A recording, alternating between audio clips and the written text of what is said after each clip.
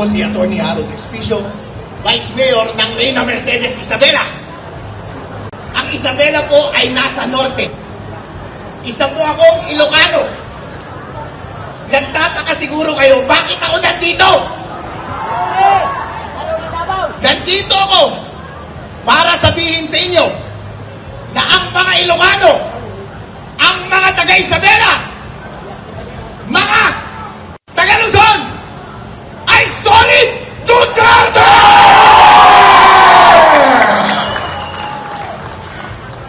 Sinasabi ko po sa inyo, sinasabi ko kay VP Sara, mula sa aming bayan at sa aming isla at sa aming probinsya, mahal po kayo ng mga Ilocano.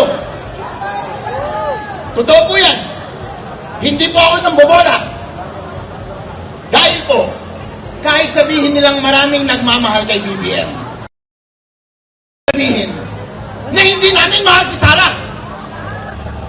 Dahil sa totoo lang po, nung tumakbo si VP Sara at si BBM ng sabay noong nakaraang eleksyon, tuwang-tuwa po kami. Bakit po? Dahil ito na po ang pagkakataon na i-redeem ang kanilang masamang nakaraan. Pero BBM, ano ang ginawa mo? Sinayang mo! Instead na i-redeem mo ang pangalan ng iyong pamilya, nag-double down ka pa sa pagtatakaw! Instead na suportahan mo ang nagpanalo sa'yo bilang presidente, ipinahuli mo ba ang kanyang ama sa mga dayuhan? Wala kang utang na loob!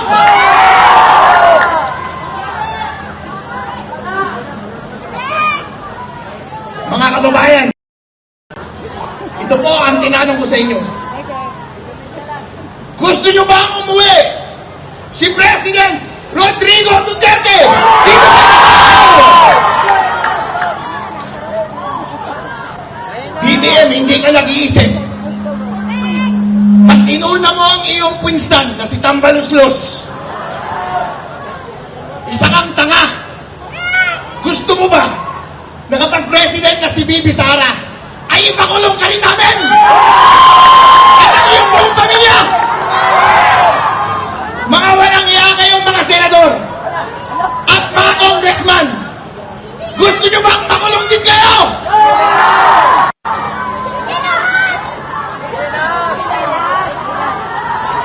Ngayon po, ito ang ginagawa nila. Gusto nilang i-impeach si VP Sara para hindi siya manalo bilang presidente ng Pilipinas. Papayag ba kayo doon? Ayun, gusto kong iparinig ninyo hanggang sa Malacanang. Papayag ba kayong hindi maging presidente si VP Sara Duterte ng Pilipinas? Maraming salamat. Alright, once again, thank you very much to Vice Mayor Attorney Harold Expicio.